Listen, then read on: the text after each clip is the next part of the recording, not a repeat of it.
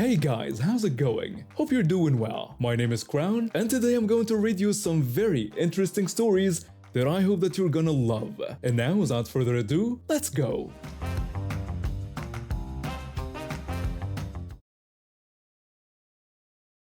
My grandfather retired about 30 years ago and decided he was done with city life. He found this piece of land way up in the mountains, hours away from anything resembling civilization, and thought it was perfect. The kind of place where you can't hear traffic, just wind and birds. He bought it and started building a house from scratch. The property had exactly two neighbors. One was this sweet elderly woman who kept to herself and had a beautiful garden. The other was a complete lunatic who made it his life's mission to make everyone around him miserable. My grandfather didn't know this yet. He was too busy hauling materials up the mountain and laying foundations. After 6 months of construction, my grandfather decided the house was livable enough to move in permanently. He kept building though, adding things along the way. He put up a solid wall around his entire property for privacy and security. He also built an outdoor toilet because the plumbing situation was still being figured out. Around this time, the crazy neighbor decided he wanted to sell some of his land. My grandfather figured it would be nice to expand his property a bit, so he made an offer. It was a fair price based on what land was going for in that area. The neighbor laughed in his face and demanded 10 times the amount. Not because the land was worth it, but because he was greedy and stupid. My grandfather told him the price was ridiculous and walked away. The neighbor didn't take rejection well. From that moment on, he made it his personal vendetta to ruin my grandfather's life. The harassment started right away. The neighbor would call every communal service and government agency he could think of, making up violations and complaints. Police officers and inspectors would have to drive 2 hours up the mountain to check on things, like my grandfather's dog being off-leash in his own fenced backyard, or because there were leftover building materials on the road, which my grandfather had built himself because before that it was just dirt. My grandfather wasn't bothered by these visits. The officers quickly realized they were dealing with a vindictive idiot making false reports. But there was a problem. To get to my grandfather's backyard, where most of the inspection needed to happen, they had to cut through the elderly woman's property. This was because the neighbor had blocked off the gate between his property and my grandfather's with garbage. Not just any garbage either. We're talking rotten food, broken bottles, construction debris, and who knows what else. It looked terrible and smelled worse. My grandfather would clear it out at night, but every single morning the neighbor would rebuild his trash wall. Eventually, my grandfather gave up because he had better things to do than play garbage Jenga with a madman. The elderly woman was getting fed up though. All these officials trampling through her garden because of this ongoing feud. She was on my grandfather's side and decided to do some investigating. One day when the officers came for yet another bogus complaint, she started asking them questions. Legal questions about walls and gates and property rights. She took notes, thanked them, and then came to talk to my grandfather. She had learned two important things. First, since the wall was built entirely on my grandfather's land, he had complete legal rights to it. He could tear it down if he wanted. Second, filling a gate with garbage was illegal, but my grandfather didn't actually have legal permission to have a gate connecting to someone else's property in the first place. Taking it to court would just result in being forced to seal it off anyway. She explained all of this to my grandfather over tea. They came up with a plan. They waited for 2 to 3 months until autumn came around with its heavy rains. The mountain turned into a muddy mess, and water was everywhere. The elderly woman filed a formal complaint about the smell coming from the garbage-filled gate. She cited health concerns and unsanitary conditions. My grandfather was called in and pleaded guilty to the complaint. He signed documents that legally required him to destroy the gate and remove all the garbage. The very same day he signed those papers, the weather forecast predicted the biggest storm of the year. It rained for 7 straight days. The inspectors couldn't even come up the mountain until it stopped because the roads were too dangerous. During those 7 days, something interesting happened. You see, my grandfather had carefully cemented shut 3 of the 4 drainage holes that were built into his property wall. With only one drain working and the mountain being steep, his wall became a dam. Water rushing down the mountainside hit the wall and had nowhere to go. My grandfather's yard started flooding. The water kept rising until it was deep enough that everything in his outdoor toilet started floating. His neighbor was probably laughing at first, watching my grandfather's property flood. The neighbor tried desperately to stop the inspectors when they finally arrived. He begged them not to remove the garbage gate. He pleaded and made every argument he could think of. It didn't matter. He didn't own the wall, so he had no legal say. The inspectors were sick of him after months of false complaints. My grandfather had already pleaded guilty, which meant any third-party objection was automatically invalid. The court had made its decision. The inspectors removed the gate. What happened next was beautiful, according to my grandfather. A massive wave of water mixed with construction debris, garbage, and yes, everything from that outdoor toilet came rushing through the opening like a dam had burst. Because it had. The neighbor's entire yard was destroyed in minutes. My grandfather and the elderly woman sat on her balcony drinking tea and watching the whole thing unfold. The guy had to pay thousands of dollars to repair the water damage and clean up his property. My grandfather's and the elderly woman's houses were completely untouched because they sat on higher ground. The water had flowed right past them and straight into the neighbor's yard. Because the neighbor had admitted to the inspectors that he was the one filling the gate with garbage, they made an official note of it. The court sent him a written order requiring him to repay my grandfather for property damage caused by the blocked gate. The neighbor took it to court. The elderly woman testified on my grandfather's behalf. He lost. He had to pay for rebuilding the gate he'd spent months filling with trash plus all the court fees. I woke up that morning in autopilot mode, got dressed in my usual work clothes, grabbed my coffee, and headed out the door. 20 minutes into my commute, I pulled into the parking lot and checked my phone. That's when I saw it. My schedule said I was off today. I sat there for a minute feeling like an idiot. All that rushing around for nothing. But then I figured, you know what? This is perfect timing. Thanksgiving is next week and I still need to get a turkey. The store is only 15 minutes from here, so I might as well go now instead of driving all the way home just to turn around later. I showed up at the grocery store still wearing my office outfit.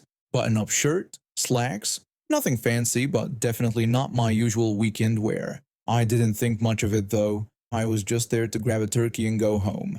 The meat section was pretty well stocked.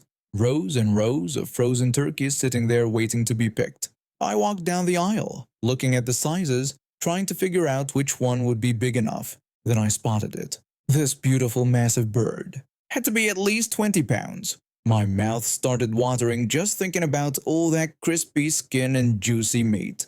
I reached down and picked it up. Heavy thing too. I was adjusting my grip, getting ready to put it in my cart, when this older woman walked up next to me. She told me she would take that one and reached out to grab the turkey. Like, actually grabbed it. Both hands on it.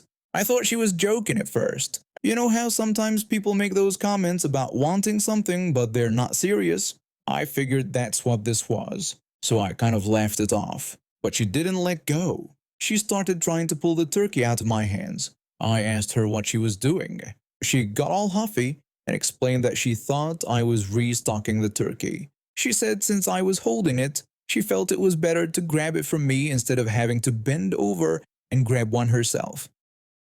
She said bending over might hurt her back. I told her I wasn't restocking anything. I explained that I didn't work there and that I was putting the turkey into my cart, not taking it out.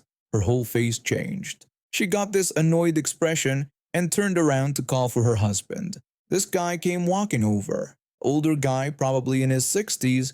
He had this look on his face like he was ready to fix whatever problem his wife was dealing with. One of those guys who treats his wife like she's royalty and everyone else is beneath them. He looked at me like I was some punk kid who needed to be put in his place, even though I'm almost 30 years old. He called me son and told me to give her the turkey. He said maybe he wouldn't report me to my manager if I did.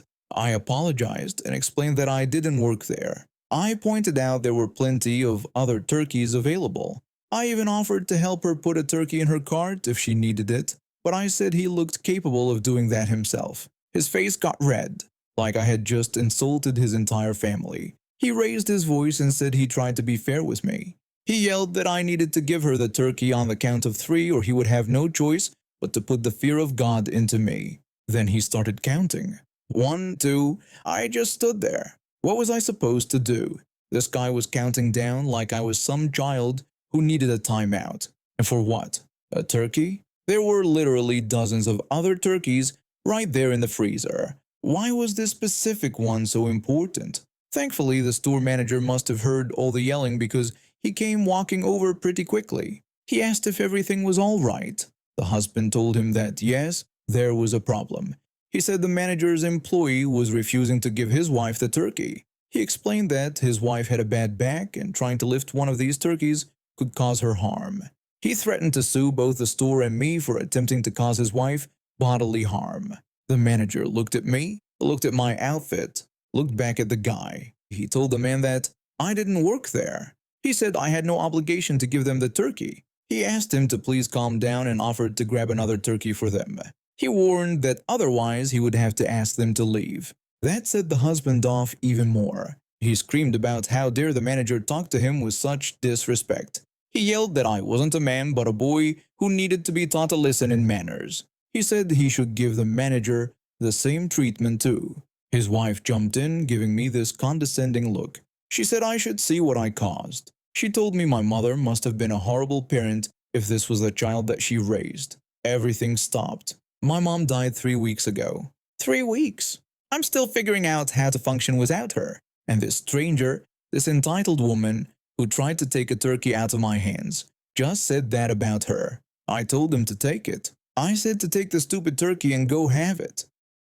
I yelled that it wasn't worth putting up with this act and told them to have their stupid turkey. I slammed the turkey into their cart and started walking toward the exit. I just wanted to leave. I wanted to get out of there and go home and forget this whole thing happened. But the husband called after me and said to excuse him. He called me a disrespectful brat and demanded an apology for how I treated his wife and him.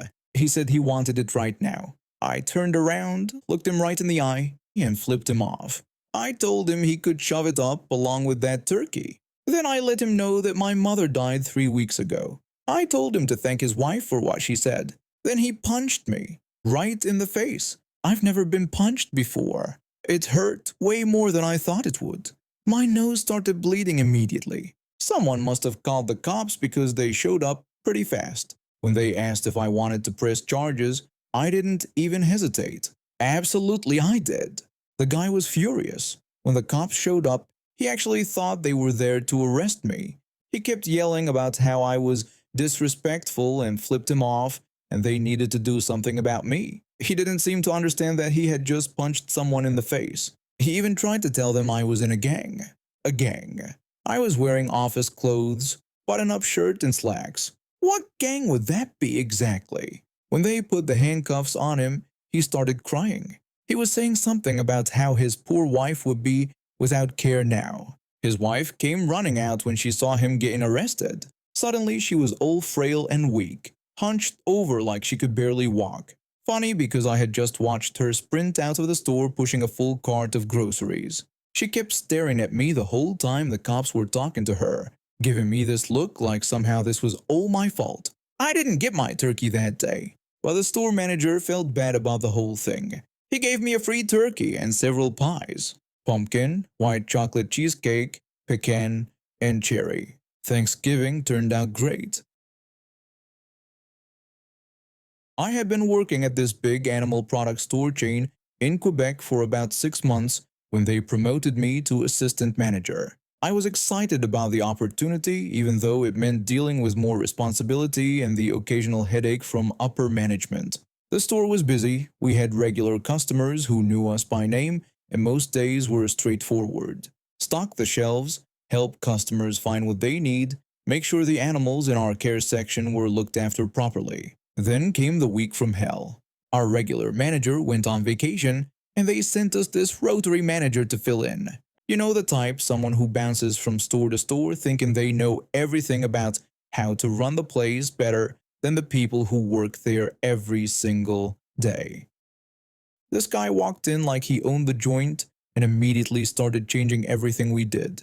His big thing was overfilling the shelves. He was obsessed with cramming as much product as possible onto every surface. The bad part was what he did with the big bags of cat food. These things weighed 25 kilograms each. Normally, we stacked them 3 high, maybe 4 if we really needed to push it, but this genius decided we should stack 5 high. His method was to flatten the bags before stacking them.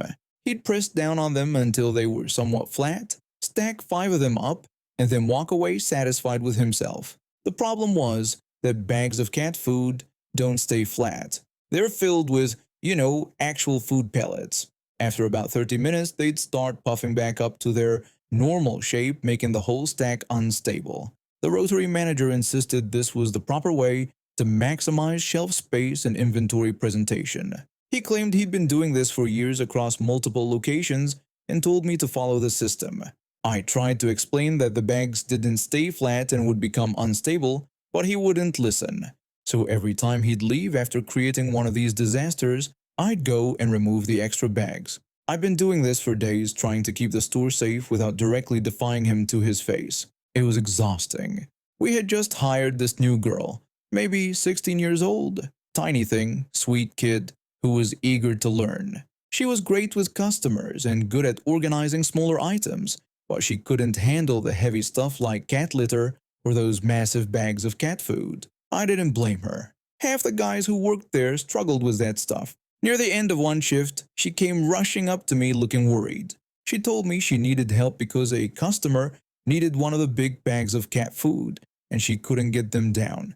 They were stuck. I followed her over to the aisle and immediately saw the problem. The Rotary manager had done his stacking trick right before leaving for the day, and I hadn't caught it yet. The bags were wedged in there tight, already starting to puff back up and pressing against the shelf above them. I told her we'd see what we could do. The customer was waiting patiently while we worked on it. Together, we started trying to wiggle one of the middle bags free. It wasn't moving easily. We pulled harder, working together to get some leverage. That's when I saw it. The entire upper shelf unit was starting to move. The industrial steel shelving was tilting forward from all the weight and pressure. The top shelves were loaded with 10 different types of cat food, about 10 bags of each type, all of them 25-kilogram bags. We were talking about thousands of kilograms of weight starting to shift. The new employee was focused on the bag we were pulling. She had no idea what was about to happen. I had maybe a second to make a decision. I could step back and let her take the hit, probably breaking her hand or worse. Or I could put my arm up to protect her and take the impact myself. I was about 3 times her size. The choice was obvious. I shoved my arm up just as the shelf came down. The weight hit my forearm hard, but I managed to stop it from collapsing completely. The new employee jumped back, startled, and asked if I was okay. I told her I was fine and that we should get the customer their bag. My arm hurt, but I figured it was just bruised. I helped the customer, filed an accident report like I was supposed to, took pictures of my arm and the shelf, and managed to get through the rest of my shift. By the time I was done, my arm was bright blue, and the pain had gotten way worse. I went to the hospital that night. The doctor looked at my arm, did some x-rays, and seemed confused. He told me he couldn't believe nothing was broken, that this level of bruising usually indicated fractures. They ran more tests and discovered the damage was to my nervous system. They gave me a week off and sent me to a clinic for work injuries the next day. The clinic people examined everything, set me up with physiotherapy, and told me I'd need at least a month off. That month was miserable. I couldn't lift a glass of water without pain shooting through my arm. Video games were impossible. Even holding a book was too much. After a month and a half, the doctor cleared me to return to work with restrictions. I could manage what I was doing, respect my body's limitations, and avoid repetitive movements. They gave me a weight limit and explained that repetitive movement meant 8 hours a day of the same motion. I brought the medical documentation to my managers. They looked it over and made their decision. They told me I'd do 5 hours of cash register duties, 2 hours of cleaning at the end of the day, and help customers when needed. I said 5 hours straight at the register seemed like a lot, and that it was going to aggravate my arm. They said they could do this legally and told me to stop complaining. It got worse from there. One day, a customer asked me to lift a heavy bag for them. I apologized and explained I couldn't because I had an injury. I helped them find someone else who could assist. Later that day, I got written up. My manager said I told the customer I was injured and that it was unacceptable. I pointed out that I didn't say it was work-related, that I just explained why I couldn't help with that specific task. A few days later, I got written up again for expressing pain in front of customers. My nerves would act up randomly, and I couldn't always control my reactions. I tried to explain this, but they didn't care. They sent me back to the doctor. The doctor was not happy when I explained why I was there. She said she needed to get this straight, asking if they were making me come back because they didn't want to accommodate my restrictions. She said this was a waste of her time and taxpayers' money and that other patients needed to see her. She got out her notepad and started writing. She asked what the lightest pack of food we had in the store was. I told her 8 kilograms. She said that I couldn't lift more than 7.95 kilograms. She asked how long it took to scan items in a regular transaction. I said about 30 seconds to a minute. She said then I couldn't repeat a movement for more than 30 seconds. She added that she was also requesting a full inspection of the store. I started laughing. She handed me the updated medical documentation, and I took it straight to human resources and my managers. They were furious. Suddenly they had an employee they were paying full-time who couldn't do most of the job. 2 days before my rehabilitation treatment ended, I got a job offer in my actual field of study. I took it immediately and sued the store. The inspection the doctor requested found all sorts of violations with how the shelving was set up. They were forced to change all the racking systems. The store had to close for a month to fix everything, right after they'd finished the major renovation, just before I'd gotten hurt. And now we have reached the end of today's stories. Thank you for watching, and see you next time.